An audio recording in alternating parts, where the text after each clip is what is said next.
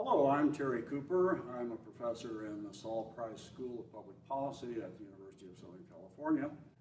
So today I would like to talk with you about a design approach to administrative ethics.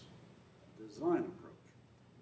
So we usually think about the problems of making a decision with respect to some ethical problem, but that's really not enough because we take that decision within an organizational context. And so what is often ignored or overlooked is that decision needs to be implemented within a particular kind of organization. So let's start with the decision using any particular model that you might use. I have one in the Responsible Administrator, the 6th edition, 2012. But you could use other models as well. But once you have a decision, you've thought your way through a decision, then you need to ask, how does this decision fit within this organization in which I work? And by the way, I'm taking a management perspective in this. I'm assuming that you're a manager with some responsibility for conduct in the organization and that you have some ability to make changes in the organization. So the design process begins after the decision is made, and it involves several steps. What about the organization structure? Are there characteristics of the organization structure in which this decision is going to be implemented that will encourage or impede the decision? So is this a top-down organization, a very rigid hierarchy? Or is it a more participatory kind of organization? Does it have dissent channels? If people are concerned about something in the organization, is there a hotline or is there a council who can discuss with them a particular problem that they're facing? These things are important to consider as you implement this decision. What about the organization culture, those informal norms? One of the things that we know is that the structure may be fine, and the rules of the organization may be fine. But sometimes, as is in the case of law enforcement agencies that I've worked with my entire career, there are informal norms that get in the way of what the structure is trying to do and the rules of the organization, the ethical principles that the organization has adopted. So, for example, the code of silence in law enforcement organizations.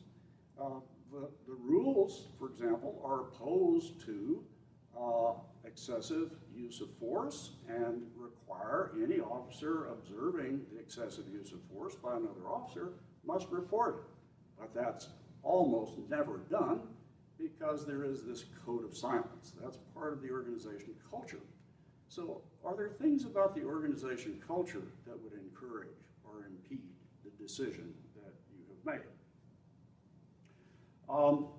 So what kind of changes would be needed in either the organization structure or the organization culture, or maybe both, that would encourage the kind of decision that you've made and the kind of decision you would like others in your organization to make? If you can identify those changes, then you know how to begin the process of aligning the kind of conduct that you prefer and require with the kind of decisions and conduct people are making.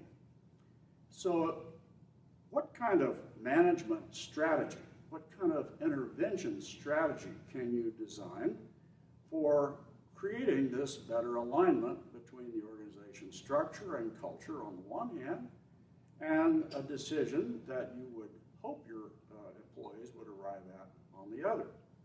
So it might be training, it might be adopting an explicit code of ethics that implements those rules.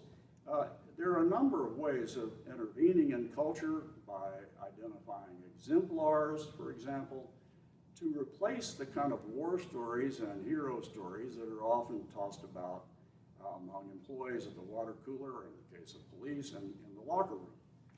If you can implement those intervention strategies to bring about the kinds of changes that would be needed to encourage the kind of decision that you would like to see people making, then you will reach a much better alignment between the kind of conduct you expect of your people and the way the organization actually functions. Without that, you're simply going to have a lot of very frustrated employees who feel that their own conscience is being ignored, and ultimately their conscience will probably be dulled, and they will simply become organization men and women. And I don't think any manager really wants that. You want people who will take seriously the kind of conduct that you expect. So I wish you well in carrying out a design approach to administration.